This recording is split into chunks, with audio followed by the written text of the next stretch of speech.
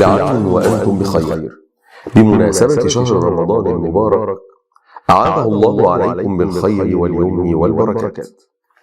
أهلا بكم في برنامج وما ينطق عن الهوى.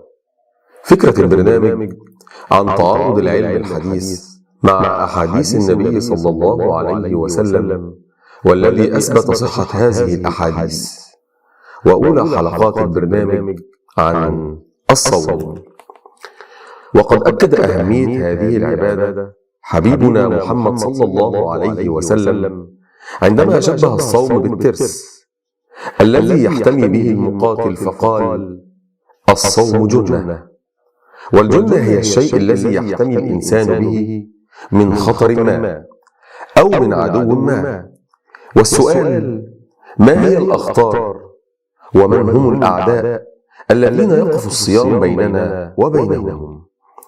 يقول العلماء إن أخطر شيء يهدد حياة الخلايا في الجسم هي السموم. السموم التي تتراكم داخل الخلايا وتعيق عملها وتقلل من نشاطها.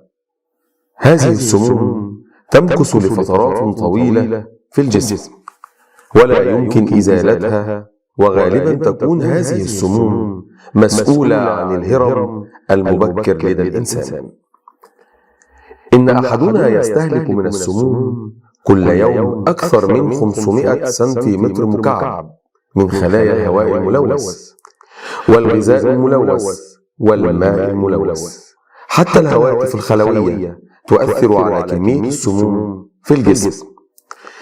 والجسم له قدرة كبيرة على امتصاص السموم وكذلك على معالجتها، ولكن عندما تزيد كمية السموم عن حد معين يكون الجسم في حالة المرض. وعلى الرغم من الجهود والأبحاث الكثيرة التي تهدف إلى إزالة هذه السموم، لم يجد العلماء وسيلة أفضل من الصيام للقيام بهذه المهمة.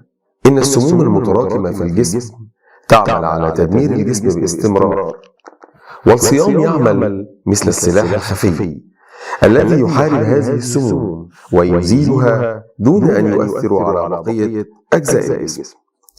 للصوم تأثيرات مدهشة، فهو يعمل على صيانة خلايا الجسم، ويعتبر الصيام أنجح وسيلة للقضاء على مختلف الأمراض والفيروسات والبكتيريا.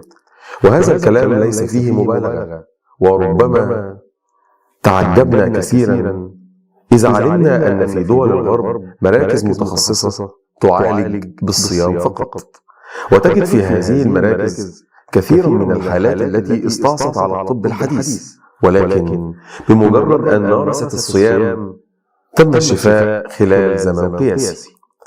وأقول من جديد: سبحان الله، لقد وفر الله علينا عناء فتح هذه المراكز وعناء اقتناع الناس بهذه الطريقة، فجعل الصيام فريضة نتقرب بها إلى الله، وثوابها كبير جدا، حتى إن الله سبحانه وتعالى خصص بابا للجنة لا يدخل منه إلا الصائمون.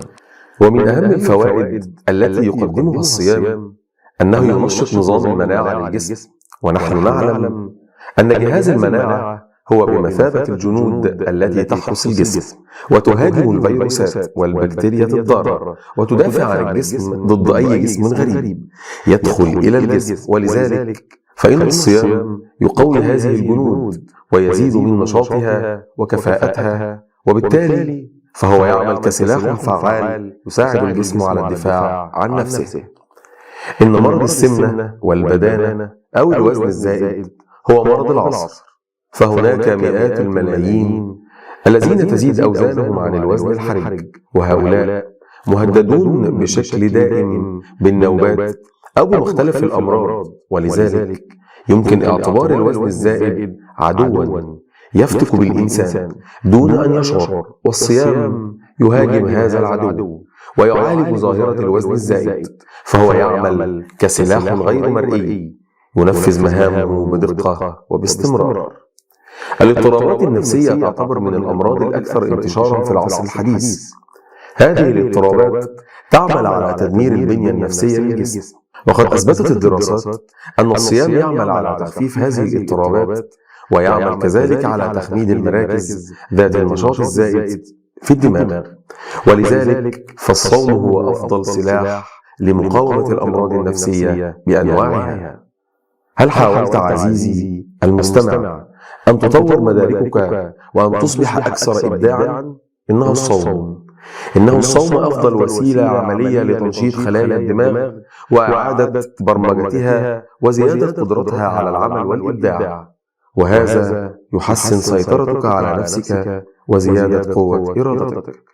وهكذا لو تتبعنا القائمة الطويلة من الأمراض التي يعالجها الصيام، نلاحظ أن هذه القائمة تزداد يوما بعد يوم، وفي كل يوم يكتشف الطب الحديث فائدة جديدة للصيام.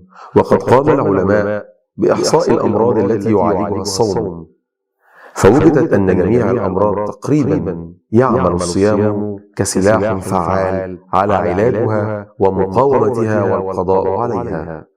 سلاح ضد الشيخوخة، سلاح ضد آلام المفاصل وأمراض ضغط الدم. ومن هنا نستطيع أن نعمق فهمنا للحديث الشريف: الصوم جنة، أي أن الصوم هو وقاية وستر وسلاح يقينا شر الأمراض في الدنيا ويقينا حر جهنم يوم القيامة.